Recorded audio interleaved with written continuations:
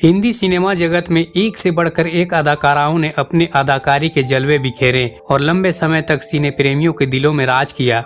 वहीं कुछ अदाकाराओं ने अपनी पहली ही फिल्म से रातों रात शोहरत की बुलंदी पर पहुंच गईं, पर अपनी कुछ गलतियों के कारण जल्दी ही गुमनामी के अंधेरों में खो गईं। कुछ ऐसी ही कहानी रही है 70 और 80 के दशक के मशहूर अदाकारा रेहाना सुल्तान का। रेहाना सुल्तान उन खुशकिस्मत लोगों में से रहीं जिन्हें FTII में डिग्री मिलने के बाद तुरंत ही फिल्मों में लीड रोल मिला। पहली ही फिल्म ने जहां रेहाना सुल्तान को स्टार बना दिया, तो वहीं उनकी दूसरी ही फिल्म ने उन्हें बेस्ट एक्ट्रेस का नेशनल अवार्ड दिला दिया। लेकिन क्या आप जानते हैं कि इन फिल्मों के जिन किरदारों ने उन्हें रातों रात स्टार बना दिया था, वही किरदार उनके लिए जी का जंजाल बन गया था। तो क्या थी उनकी स्टारडम से गुमनामी तक के सफर की कहानी? कौन सी गलती ने उन्हें इंडस्ट्री से दूर कर दिया और अब वे कहां और किस हालात में हैं?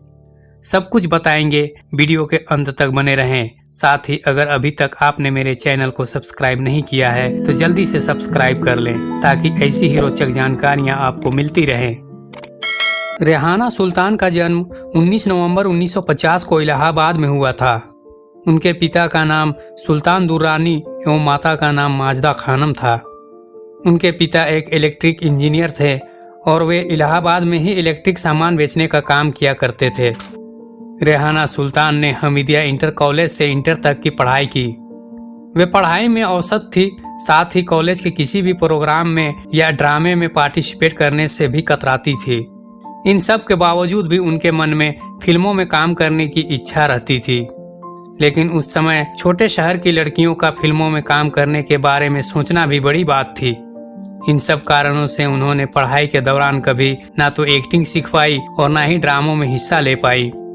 अंततः इंटर तक की पढ़ाई करने के बाद वे डायरेक्ट मुंबई चली गईं। उन्होंने पुणे स्थित फिल्म एंड टेलीविजन इंस्टीट्यूट में दाखिला लिया। 1967 में एक्टिंग डिग्री मिलने के बाद रेहाना सुल्तान को विश्वनाथन अयंगर की डिप्लोमा फिल्म शादी की सालगिरह में काम करने का मौका मिला। इसके बाद डायरेक्टर राजेंद्र सिंह बेदी ने 1970 में आई फिल्म दस्तक में रोल दिया। रेहाना FTII से पास पहली एक्ट्रेस थी जिन्हें किसी फिल्म में लीड रोल मिला था। रेहाना को फिल्म दस्तक के लिए बेस्ट एक्ट्रेस का नेशनल अवार्ड भी मिला। उसी दौरान उन्हें फिल्म चेतना में भी काम करने का मौका मिला। फिल्म दस्तक की शूटिंग के साथ साथ ही फिल्म चेतना की भी शूटिंग चल रही थी। फिल्म चेतना की शूटिंग रेहाना ने 28 दिनों में पूरी कर ली थी। इस वजह से फिल्म चेतना पहले रिलीज हुई थी, अतः इसे उनकी डेब्यू फिल्म मानी जाती है।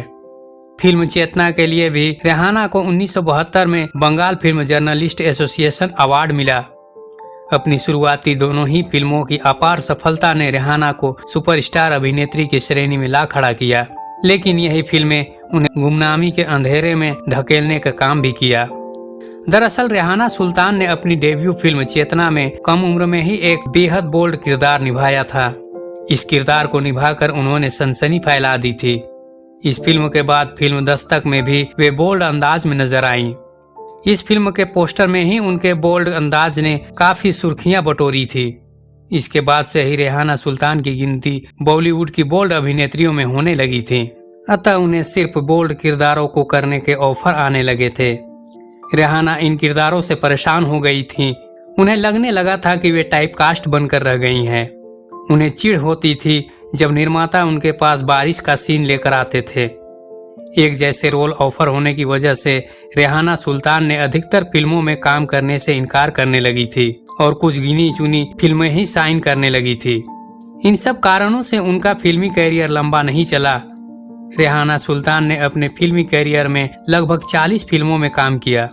उनकी प्रमुख फिल्में रहीं चेतना, दस्तक, मन तेरा तन मेरा, हार जीत, प्रेम पर्वत, दिल की राहें, खोटे सिक्के, जिंदगी और तूफान, एजेंट विनोद, बंधन कच्चे धागों का और हम रहे ना हम। 1983 में उन्होंने एक पंजाबी फिल्म भी साइन की थी जिसका नाम था पुत जट्टा दे। 1984 में रेहाना सुल्तान ने फिल्म डायरेक्टर BR इशारा से शादी कर ली। इसके बाद वे धीरे धीरे फिल्मों से दूर हो गईं। रेहाना सुल्तान आखिरी बार 1992 में आई फिल्म सूरजमुखी में नजर आई थी। BR इशारा के साथ शादी करके वे जिंदगी में बहुत खुश थीं और सब कुछ अच्छा चल रहा था। लेकिन उसी दौरान बी आर इशारा की तबीयत बहुत ज्यादा खराब हो गई थी। वे बहुत कमजोर हो गए थे। ऐसे में वे काम करने लायक नहीं रह गए थे। बी आर इशारा को टीबी हो गया था। अंततः 25 जुलाई 2012 को वे इस दुनिया को छोड़कर चले गए और रेहाना बिल्कुल अकेली रह गईं। अब रेहाना लाइमलाइट से दूर जीवन बसर कर रही हैं और वे अपने छोटे भाई शोएब दुर्रानी के साथ रहती हैं। इस तरह जिन किरदारों ने रेहाना को बुलंदियों में पहुंचाया था, वही किरदार उन्हें गुमनामी के अंधेरे में धकेलने का भी काम किया। आज भले ही रेहाना फिल्मों से दूर हो गई हों, पर उनके किरदार हमेशा याद किए जाएंगे। उनकी लंबी आयु की कामनाओं के साथ आज के वीडियो में इतना ही। अगर वीडियो अच्छी लगी हो तो कमेंट में ज़रूर बताएं कि आपको रेहाना सुल्तान की कौन सी फिल्म अच्छी लगती है। फिर मिलेंगे जल्दी ही एक नए वीडियो के साथ।